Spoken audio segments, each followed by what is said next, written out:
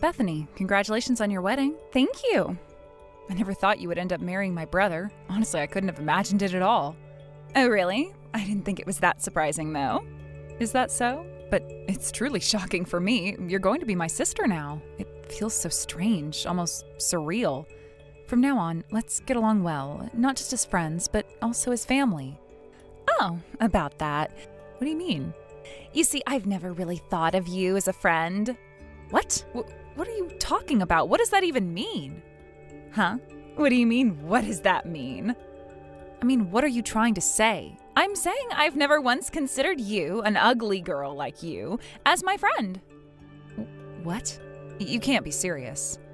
Oh, I'm completely serious. What part of that is hard for you to understand? It's pretty straightforward, don't you think? Straightforward? Yeah, as in the literal meaning of the words. Not only are you ugly in appearance, but it seems like your brain doesn't work properly either. Honestly, you're beyond saving. Why are you suddenly saying all this? Seriously, it's been so embarrassing for me this whole time. People actually believed that I was best friends with someone as hideous as you. Can you imagine how mortifying that was? There is no way someone like me, someone who shines as brightly as I do, would ever be true friends with someone like you, an introverted, unattractive mess. Why would you say something like that? Are you really Bethany? Is this actually you? Maybe someone hacked your phone. No, it's me, the real Bethany, 100% authentic. But there's no way you'd say such horrible things. The Bethany I know is kind and caring.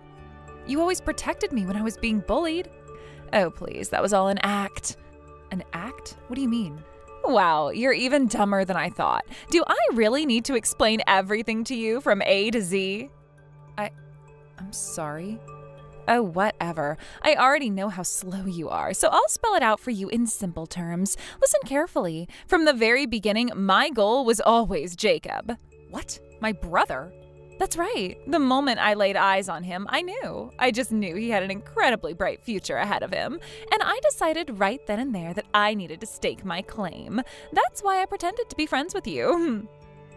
No way. Exactly as I predicted. Jacob turned out to be amazing. He's a doctor now, isn't he? Talk about hitting the jackpot. I've got a great eye for these things, don't I? But let me tell you, it wasn't easy. I had to put up with so much for the sake of securing my dream of a luxurious future. Being forced to hang out with someone as unattractive as you, it was pure torture. I mean, sure, being around someone moderately plain might make me look better by comparison, but your level of ugliness, that's just too much. Even waking next to you in public was humiliating. That's so cruel. Well, now that Jacob and I are getting married, I don't need to keep up the charade of being your friend anymore. So don't bother coming to the wedding, okay? It's bad enough that people thought we were friends. Imagine how much worse it would be if they knew you were my family. I mean, seriously, that's just unbearable. Oh, but don't get me wrong. I'm not saying Jacob is like you. Jacob is perfect. He's handsome, tall, clean-cut, and most importantly, he's a total elite. He's everything I could ever want in a husband. But you're just... No. Honestly, I can't believe you two are even related. Life is so unfair sometimes. I understand. I won't come to the wedding. Naturally. Make sure to come up with a good excuse for why you're not attending, okay? Oh, and don't even think about holding a grudge. You should be thanking me, actually. I mean, I have been so nice to you all these years, pretending to be your friend and all. Yeah, I understand. I mean, knowing you probably wouldn't dare tattle on me anyway.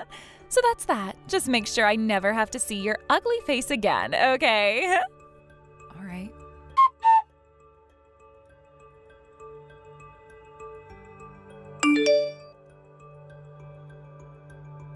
Hannah! Richard? Why are you contacting me all of a sudden? It's so unusual for you to reach out. I heard about you from Sky recently. From Sky? Yeah, he mentioned that you seem to be under a lot of mental strain, like really cornered.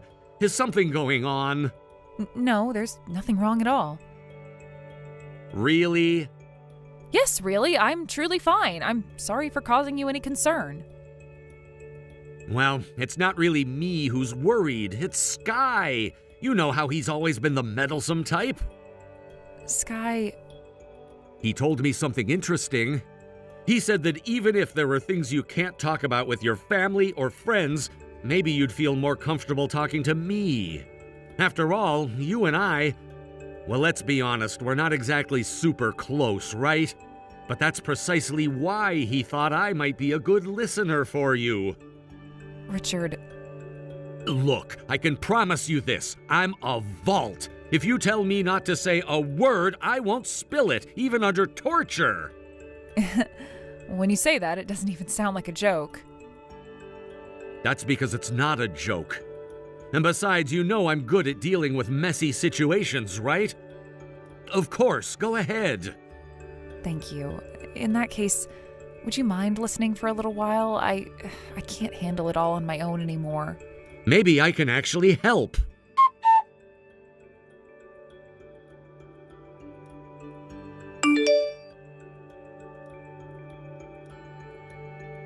Man, I have to say it's even worse than I imagined. But Bethany isn't all wrong, you know. Sure, maybe she had her reasons for befriending me, but I can't deny how much she helped me. When I was being bullied, she stood up for me. She spent time with me, played with me. It wasn't all bad. In fact, she had so many good qualities. Even if her goal was my brother, she still chose to hang out with someone like me. If anything, I should be grateful to her. That's not a healthy way to look at this. Huh? You sound like someone trying to rationalize being mistreated. What do you mean by that? It's something that happens a lot, you know. Kids who've been abused by their parents often try to justify the abuse. They'll say things like, my parents weren't all bad, or they had good sides too. They end up defending their abusers. Right now, you sound exactly like that. No, that's not. I'm not. Look, I'm not a psychiatrist, and I don't know the full details of your relationship with this Bethany person, so I'm not going to act like some all-knowing expert here. But something I've always wondered about you is this. Why do you have such a low opinion of yourself? You're constantly saying things like, someone like me, or putting yourself down. Why, you ask? Yeah, why do you talk about yourself like that? Well, it's because...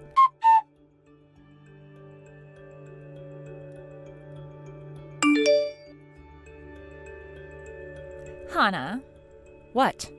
don't what me. What is this nonsense? How come none of your family members showed up to the wedding? Not even one. Explain this to me right now. Huh? Why are you asking me that? I thought it was obvious. Didn't you say it yourself? Something along the lines of, the thought of having someone ugly like you in my family makes me sick. That's why I figured it'd be better for everyone if none of them came. After all, they're related to me, so they share the same ugly genes, right? I was just being considerate of your feelings. What? What are you even talking about? I never said anything like that. Oh, really? It's funny how people who hurt others conveniently forget their own words. But don't worry, I remember everything.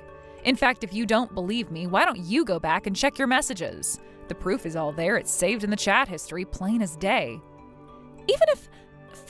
Even if I said something like that, I only ever said it to you. I never told your whole family to stay away. And what's the big idea of going behind my back and tattling to them? Didn't I tell you to keep your mouth shut? You did. Then why the hell did you turn around and tell them what I said? Because quite frankly, I didn't see any reason why I had to listen to you. What? Seriously? You of all people are saying that to me? What does you of all people even mean? Are you seriously implying that I'm supposed to follow your every command? Yes, that's exactly what I'm saying. You are nothing but a slow, helpless, ugly loser without me. And now, of all times, you've repaid all the kindness I've shown you by stabbing me in the back like this. Kindness? That kindness? Are you joking? Everything I've done for you? Don't tell me you've forgotten. What about all those times I stood up for you when you were being bullied? All right, that did happen. See? So how can you... But wasn't all of that your doing in the first place? Excuse me? What are you even talking about? You know, I used to think you were amazing. Whenever my shoes or bag went missing, you'd always find them so quickly, no matter how big the school was. I was genuinely grateful. I even thought to myself, this person is incredible, truly one of a kind. But now it all makes sense. Of course you could find them so easily. You were the one hiding my stuff in the first place, weren't you? And those awful rumors that spread about me, that was you too. Also, you could swoop in and act like the only friend of a poor bullied girl. Let me guess, it was all to make yourself look good in front of my brother, right? What proof do you even have to back up such ridiculous claims? Oh, I don't know. Maybe the fact that you drunkenly bragged about it to your so-called close friends? You went on and on about how you managed to snag yourself a doctor fiancé, and as luck would have it, there's a recording of that conversation. What? Why would... I happen to know someone who specializes in resolving complicated issues like this. They did a bit of digging for me, and it's not just the bullying. Remember all those times I tried to dress up a little, only for you to mock me? That doesn't suit you. Stop trying to act like someone you're not. Honey, you're too ugly for that. Those words still sting. I was just... What was it you used to say? I'm only saying this for your own good. Yeah, that was your favorite excuse, and because I had no one else to rely on, I believed you. Every single time. And let's not forget about the part-time job you recommended to me. Remember that? The one where you insisted on taking half of my paycheck as some kind of placement fee? I knew something was off, but I didn't dare question it because, well, you told me to do it. You've been sabotaging my life from the very beginning. Everything I've endured, all the pain and humiliation, it all traces back to you. So tell me, do you have anything to say for yourself? Say something. Oh, are you done now? Wow, that was quite the speech. Do you feel better after getting all of that off your chest? Honestly, it was so pathetic, I almost felt sorry for you. Almost. Do you really think dragging up ancient history is going to change anything now? Whatever, just get to the venue already. Do you have any idea how much of a mess you've caused today? A mess? If anyone's to blame for this disaster, it's you. This is entirely your fault. Oh, here we go, blaming others again. You always do this, don't you? No wonder you were such an easy target for bullies. You of all people have the nerve to say that to me? Enough! Just get over here and clean up your own mess. And while you're at it, explain to everyone exactly why this situation has spiraled out of control. Make sure they all know it's because of you. Fine. Hurry up, you useless slug!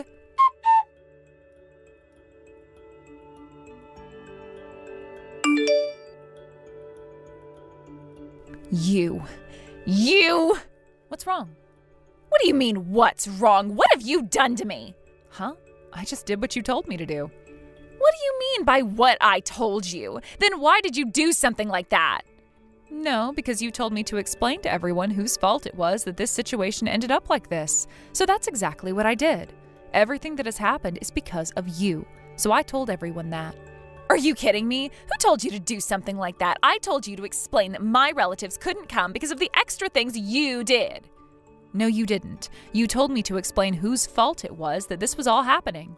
So it's all your fault, right? Really?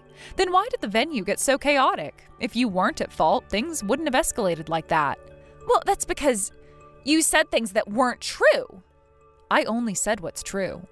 All the harassment you've done to me, how you've tried to degrade my character and make sure I couldn't stand up to you. It was almost like mind control the way you manipulated me, and that's not all. You really have serious issues, don't you? You're a habitual shoplifter, you've harassed your coworkers, stolen personal belongings, you've been stalking people online, spreading false rumors. What evidence do you have to say such things? Oh, I've got evidence, all right. I'm only telling you about the stuff that I have proof of. There's plenty more I could say, but I don't have solid evidence for it yet. But I have some pretty disgusting stories about you, too. Why? Why are you saying such things? I told you, right? I have a friend who's a specialist in handling problems like these. They're really kind-hearted, you know. They just can't leave people like me, people who've been oppressed, without helping. This person and their team have been investigating you. Why? Why? Why are you doing something so horrible? I want to ask the same thing. How can you still play the victim in this situation? Huh? How can you possibly say that I am not the victim? You too. You've been spreading lies about me to others, making my situation worse. I've only done the same to you. Well, maybe not the same. I only told the truth, but yours was all lies. No matter how you look at it, I'm the one who's been victimized. I don't care about your situation. I've been the one who suffered, so of course I'm the victim. You're really something else. I can't believe I thought of you as a close friend and trusted you with all my heart. I feel pathetic now. I don't care anymore. I've got Jacob on my side. No matter how much you try to pull me down, Jacob is going to be my husband. A doctor for a husband, that's the winning side. In fact, after all the things you've done to me, I'm sure you'll be the one cut off from the family. How sad for you. Well, I guess it's your own fault. Huh? What are you talking about? What do you mean, what do I mean? I'm just stating the facts. You can't understand that, can you? No. Are you still thinking you can marry my brother? What? What do you mean by that? What are you talking about? It's simple. After all that's happened, my brother would never marry you. Why not? What do you mean, why not? Would you really marry someone who's been so cruel to your sister? That's a different matter. It's not different at all. What? Now you're going to prioritize your sister over your fiancé? What a total siscon. Listen, the only reason my brother was attracted to you in the first place was because you were kind to me. You were nice to me, protected me when I was bullied, things like that. I used to tell my brother all the time. I told him how kind and sweet you were. Then, yeah, so now that I know you were just manipulating me, there's no reason for him to marry you. That's impossible. If that were true, he should have broken off the engagement by now. But here we are, having the wedding, and Jacob is still coming to the venue. Yeah, because I asked him to. Why would you? Obviously. I just wanted to make sure you got hurt as much as possible. What a terrible person. You're the last one who should say that. Well, the truth is, there's a more practical reason for everything. But with you, I thought if I just broke off the engagement normally, you'd probably make up all sorts of stories and gossip about me, turning my brother into the bad guy. So instead, I decided to just explain everything to all the people involved with proof so you couldn't deny it. What's the matter? Why are you so quiet all of a sudden? Oh, I see now. So that's how it is. What? What's going on?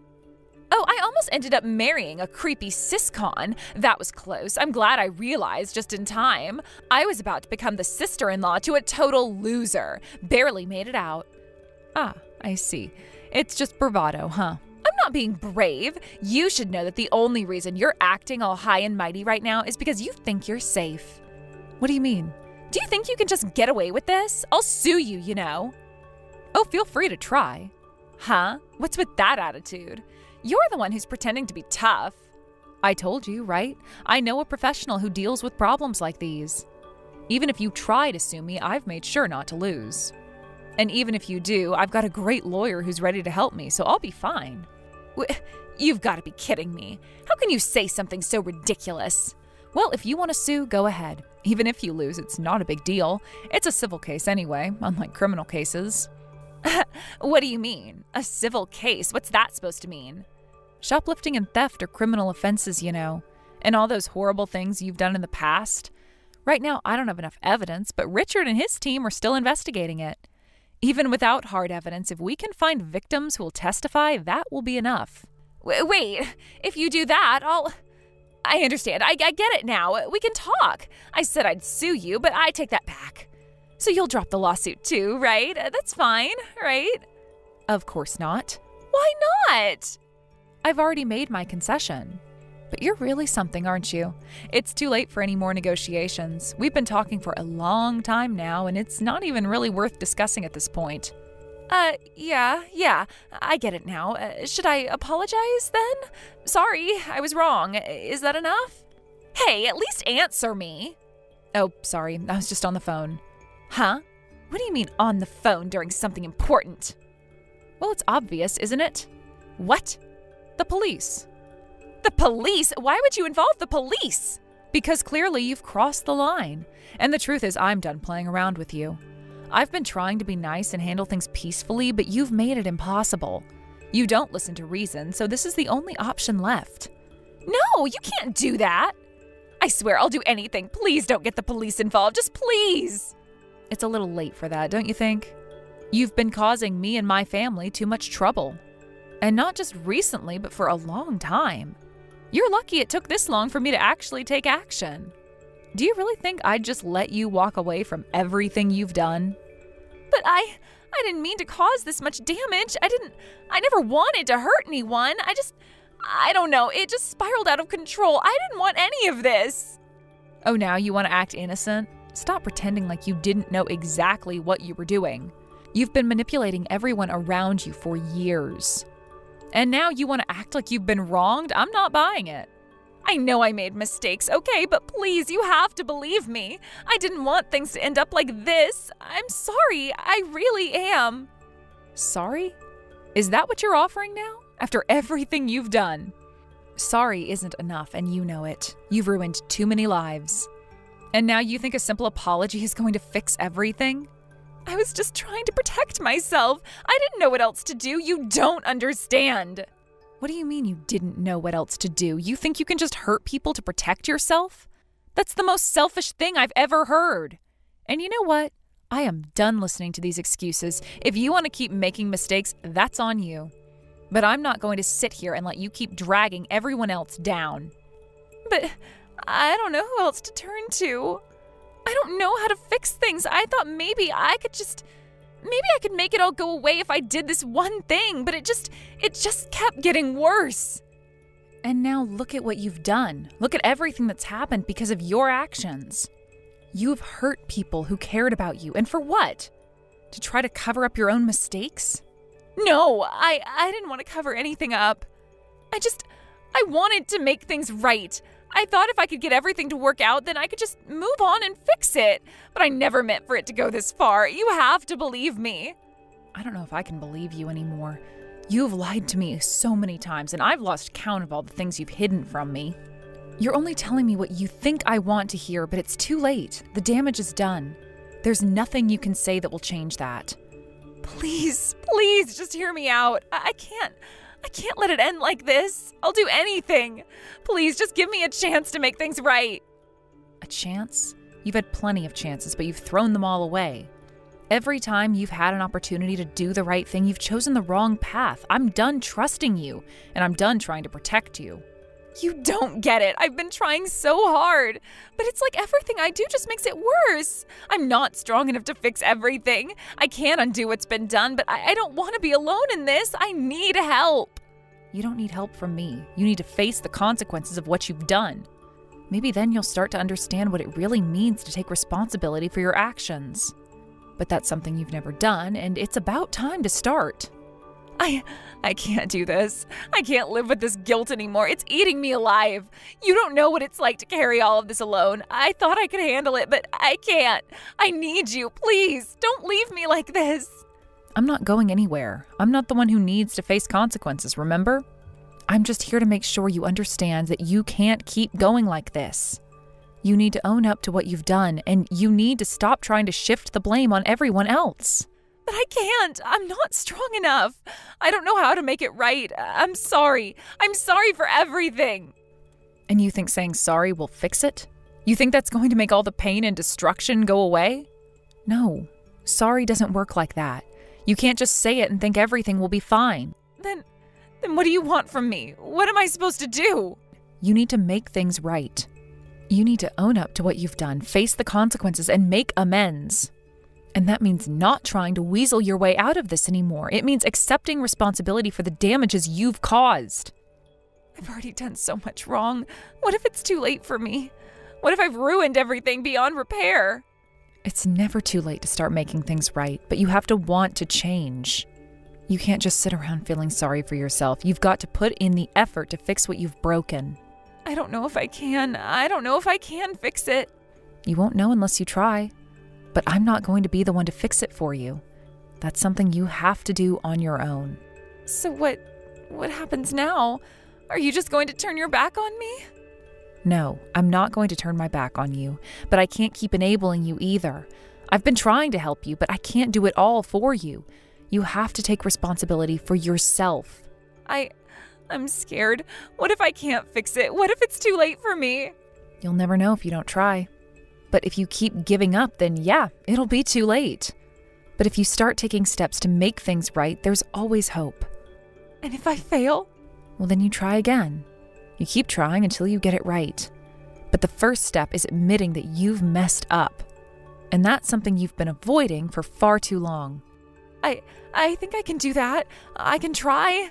I'll start by admitting that I've messed everything up, and I'll do everything I can to make things right. But I'm scared. What if it's too late? It's never too late. You just have to start. And you have to believe that you can make things better. Okay, I'll try. I don't want to keep running away from my problems. I want to make it right. Good. That's all I need to hear. Now, take the first step, and let's see what happens.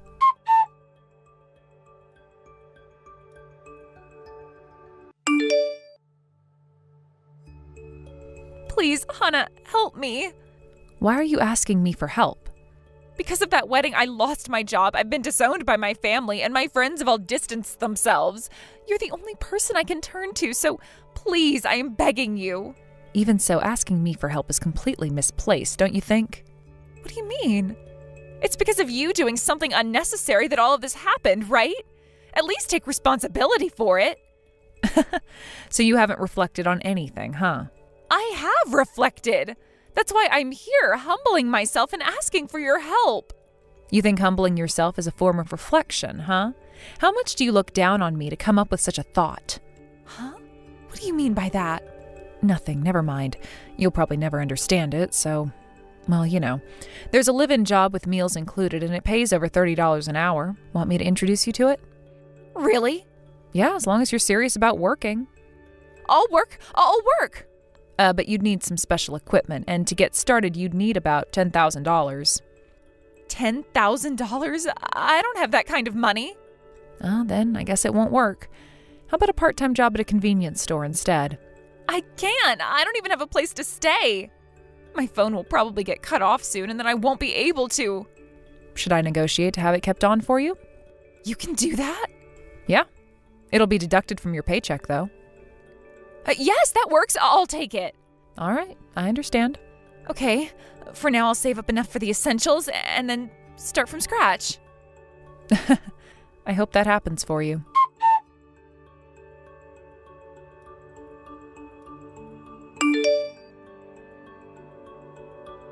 I introduced the job that Richard had recommended to me directly to Bethany. At first glance, the position might seem like an ordinary job, but to be completely honest with you, it's actually quite shady. The company completely disregards labor laws, and in many ways it operates in a gray zone that could be seen as not just unethical, but also bordering on illegal. There are several aspects of the work that make me feel uncomfortable, but despite that, I wouldn't call it outright criminal activity. It's not like they're engaging in anything that would land anyone behind bars, but it's definitely not a place where most people would want to work, even if they had no other option. The environment is toxic, the rules are loose, and the people there seem to just go through the motions, never questioning anything that happens. The labor standards are blatantly ignored, and in that sense, the situation is incredibly bleak. However, it's not something that would lead to any serious legal trouble if you weren't looking too closely. It's not that I'm directly involved in anything illegal, but it's an operation that thrives by taking advantage of those who don't know better or those who don't have much of a choice. It's the kind of place that exists in the shadows of society, where everything is done just above board enough to avoid any real consequences, but still pushes the limits of what's ethical. Despite the questionable nature of the job, I still decided to introduce it to Bethany. Why would I do such a thing, you ask? I'll tell you, it wasn't something I wanted to do lightly, but it was a decision I made after Richard's warning. Richard, knowing exactly how things work, gave me a piece of advice that stuck with me. He told me point blank that someone like Bethany would never reflect on her actions. He said that she would never come to terms with her past mistakes or feel any sense of remorse for the way she treated people. He went even further to say that one day she would eventually come after me or my family, seeking revenge for something, anything. Honestly, I think Richard is right. As much as it pains me to admit it, I know that deep down, despite everything that's happened, she used to be my close friend. We had shared so much together, and even though we had drifted apart, I like to think that I understood her better than anyone else. But even with all that understanding, I can't deny the truth. She's not the kind of person who will learn from her mistakes or grow emotionally. There's something inside her that's broken, and that brokenness keeps her stuck in this never-ending cycle of resentment and anger. I never wanted to believe it, but I can't deny that it's true, and because I know what she's capable of, I knew I had to take a hard stance. So I made the decision to introduce her to this job, knowing exactly what kind of environment she would be stepping into. The job itself is not glamorous, nor is it even close to what most people would consider a good opportunity. The pay might seem reasonable at first glance, but that's where the catch lies. When I told Bethany that the position would come with room and board, I didn't tell her that she would have to pay for everything herself. The salary might seem like enough to survive on paper, but once everything is taken out for accommodation and food, there's not much left. Bethany will soon realize that the job isn't as simple as she might have thought. The work environment is grueling and the expectations are unrealistic. The long hours will drain her and there will be no room for personal time or communication with the outside world. The company prides itself on isolating its employees from anything that might distract them from the work at hand, and Bethany will have to adjust to that reality quickly. It's the kind of place where everyone keeps their head down, works without question, and simply follows orders without ever thinking about what they're doing. But what makes it worse is the way they've structured everything financially. The accommodation and food are not provided for free. They come with a hefty price tag. Every single day, Bethany will have a portion of her salary deducted to cover the cost of her room and meals. The deductions will be substantial, and by the end of each month, she'll find herself with less and less to show for all the hours she's worked. As if that wasn't enough, there's the issue of the $10,000 debt. This is where it gets really ugly. Bethany has always had a problem with managing money, and now it's come back to bite her. The $10,000 debt is a burden that she can never escape from. The company has made sure to include an interest clause, so every month her debt will grow. The interest will be deducted directly from her paycheck, further reducing the amount she can save or use for personal expenses. She won't be able to pay it off quickly, and with the high interest rates, it could take years to clear the debt, if she ever manages to do so at all. And that's not the worst part. The most important detail, the one that seals her fate in this arrangement, is the job placement fee that I'm taking. As a part of the deal, I'm entitled to half of her salary. That's right, half of everything she makes will be taken by me. When I told her that this was part of the arrangement, she didn't seem to understand the full impact of it. She's so caught up in her own world that she failed to grasp just how severe this would be for her.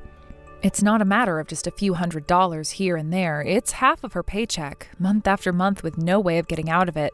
The situation is dire, and once she's in it, there will be no way to escape. The money will never stop flowing out of her account, and she will be stuck in this cycle indefinitely. Bethany used to say that this was just the way things worked. I remember her saying to me more than once when we were younger, "That's how it is," she would say, as if it were some sort of unchangeable rule of life. But now the consequences of that mindset are catching up with her, and she doesn't even realize it. Even though Bethany will work herself to exhaustion every single day, she will never be able to pay off that $10,000 debt. The interest will keep piling up, and she will never see an end to it. And the worst part is, she'll be working under these horrible conditions for the rest of her life. There's no way out, no possibility of a better future for her. The sad truth is that this job will trap her. She'll never be able to leave, not without giving up everything she's worked for. Her options will shrink more and more as time goes on until she's just another cog in the machine, grinding away day after day with no hope of a better life. Bethany might think she's being clever by accepting this position, that she's somehow outsmarting me or finding her way into something better, but she doesn't know what she's getting herself into. She thinks that she can handle the work, that she can tough it out, but the truth is that she won't be able to last. The longer she stays in this job, the more she'll lose, until there's nothing left of her but a shell of the person she once was. And as for me, well, I'm not sorry for what's going to happen to her. It's harsh, yes, but it's the only way to ensure that she never comes after me or my family. Richard was right. Bethany will never change. She'll never learn from her mistakes, and so I've made the choice to protect myself, to protect those I care about, even if it means sending her down this dark path. The sad reality is that she's already lost, and I've made my peace with that. I know this is going to sound harsh, but the reality of the situation is that Bethany will never find a way out. She'll be stuck in a vicious cycle where the debts continue to pile up and the pressure will slowly crush her piece by piece. She won't be able to escape, not unless she breaks free of everything she's known, everything that holds her back, and that's not something she's capable of doing, not in the state she's in now. She will go through the motions, working day after day, believing that she's making progress, believing that she's in control, but in reality she won't have any control at all. Everything she does will be dictated by the debt she owes, the hours she works, and the fear that she'll never be able to climb out of the hole she's dug for herself. I can already see it now. Bethany will wake up every morning feeling the weight of it all on her shoulders. She'll try to push through, but it won't be easy. The exhaustion will seep into her bones, and eventually it will start to show.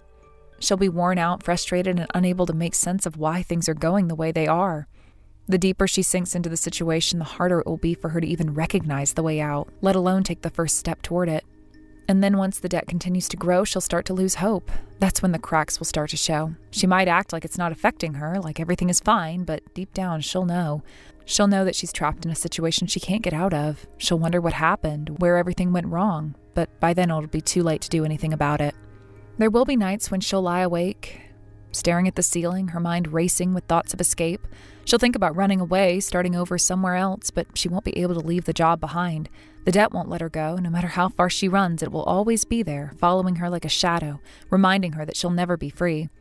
The hardest part, though, will be when she starts to realize the truth, that there's no way out, that the life she thought she could build for herself is nothing more than a mirage, a false hope that will slip through her fingers the moment she tries to grasp it. The job will become her prison, and it will be her own doing. She won't have anyone to blame but herself for accepting the position, for ignoring the warning signs, for believing that she could somehow make it work. But deep down, I know that she'll never acknowledge her role in all of this. She'll never admit that she made a mistake. Instead, she'll point fingers at the world, at everyone around her, blaming them for the way things have turned out. She'll say that she had no choice, that she was forced into it, that it was the only option available to her, but that's not true. There were other choices. There were other ways out. She just couldn't see them because she was too blinded by her own pride, too focused on her own ego to see the reality of the situation. That's why in the end, it's going to be impossible for her to escape this cycle. She's never going to see that she's the one who trapped herself. She'll always be looking for someone else to blame, someone else to hold responsible. But the truth is that she's the one who has put herself here. No one else is to blame for her choices. As much as it pains me to say it, I know that this is the only way for her to learn. It's not like I wanted this for her, but sometimes people need to hit rock bottom before they can truly understand the consequences of their actions. Sometimes the only way for them to change is for them to lose everything, to see just how far they've fallen. Maybe then, and only then, will she be able to see what's been right in front of her all along, the fact that she's the one responsible for her own downfall. I just wish it didn't have to come to this. I wish there was another way. But Bethany doesn't give me much choice. She's left me no other option but to do what I did. She's pushed me to this point, and now I have to live with the consequences of my actions. And yet, as I think about it more, I realize that maybe it's not about teaching her a lesson. Maybe it's just about protecting myself. After everything she's done, after all the time she's crossed me and my family, I can't afford to let her get away with it. She has to be held accountable for what she's done, and if that means taking advantage of her mistakes and giving her a taste of her own medicine, then so be it. I have to be strong, even if it feels wrong, even if it hurts to see her in this position, because at the end of the day, I'm not the one who got her here. She did this to herself. It's strange how much things have changed between us. Not too long ago, we were close. We were friends who shared our lives, our secrets, and our dreams. I never imagined that it would come to this, that we'd be on opposite sides of something like this. But here we are, and I can't deny that it feels like a betrayal. She betrayed me first, though. She betrayed my trust, my friendship, and my loyalty. Thank you for watching and listening. We hope you enjoyed the video. Don't forget to like this video and subscribe. Also, feel free to leave a comment about what you thought of the story. We look forward to seeing you at the next story.